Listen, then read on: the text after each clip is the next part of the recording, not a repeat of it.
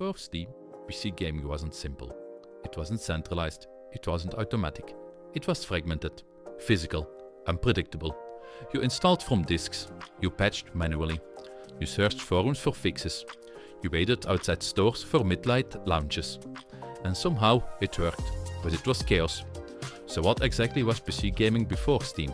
And why did chaos matter?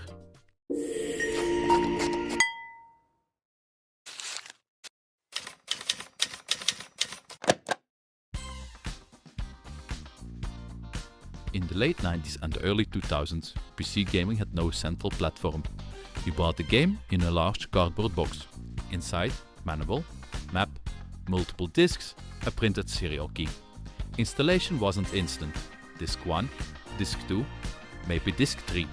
Then configuration, resolution settings, sound devices, graphics acceleration. If your drivers weren't current, the game simply didn't launch. It sounds exhausting today, but it created involvement. You didn't just click play, you prepared, you adjusted settings, you learned your hardware, you understood your machine.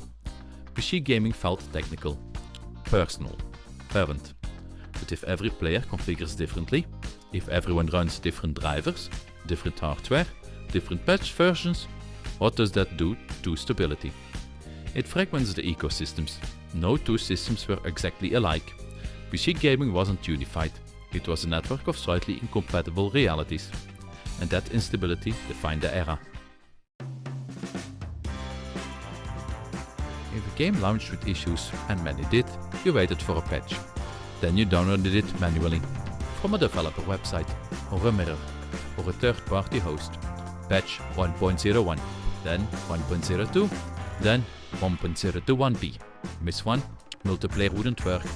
Servers required exact version matches. It created friction. You could spend an evening troubleshooting instead of playing, but it also created knowledge. Players became technicians. Forums weren't optional, they were infrastructure. And beyond patches, there was another layer destabilizing everything: piracy. PC gaming had no unified gatekeeper. Cracked versions spread, CD keys were shared. Multiplayer authentication was fragile. Developers fought fragmentation. PC gaming was powerful, but it was structurally unstable. Before digital distribution, launch day wasn't global, it was physical. If a major PC title released, you went to a store. And if it was popular, you waited, sometimes for hours. Copies were limited. If the shelf emptied, you went home without the game. There was inconvenience, but there was atmosphere. People stood outside together, talking about specs, about mods, about expectations. It felt like a concert queue. Anticipation had weight. You didn't pre-upload. You didn't unlock at midnight digitally. You physically obtained access. But physical distribution doesn't scale easily. Trucks, warehouses, regional delays. What happens when global demand exceeds retail supply? You get bottlenecks. You get uneven access. And slowly, you create the conditions for digital inevitability. Multiplayer didn't mean instant matchmaking. It meant browsing, a long list of servers, each with different ping, different map rotation, different rules. Every server was its own micro-community.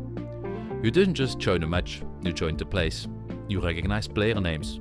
You returned to the same IP address nightly. Communities were spatial, not algorithmic. But self-organized communities don't scale clearly. And PC gaming expanded. As millions joined, could fragmentation sustain code? Not indefinitely. The ecosystem was creative, but it wasn't efficient, and efficiency was coming. When Steam launched in 2003, it wasn't celebrated, it was controversial. Half-Life 2 required it. Players resisted. Why did a single-player game require an online client? But structurally, Steam solved multiple problems at once. Automatic updates, unified authentication, digital distribution, persistent libraries. It didn't feel revolutionary, it felt restrictive. But beneath that resistance was stabilization. For the first time, everyone ran the same version. Everyone updated automatically. Retail dependency weakened. Distribution became global.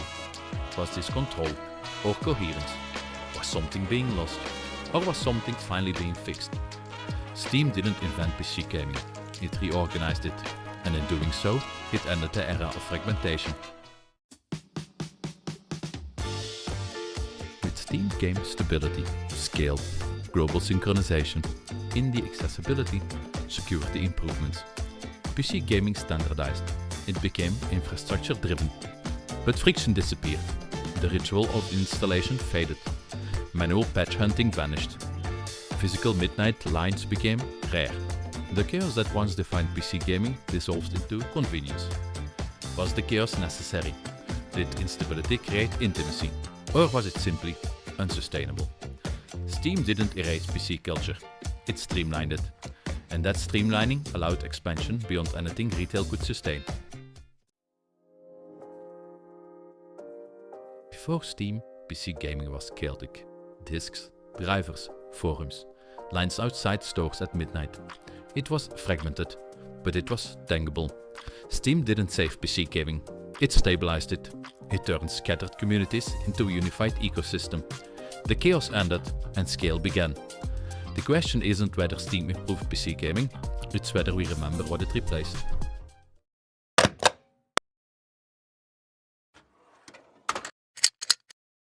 New case files release every Monday, Wednesday and Friday.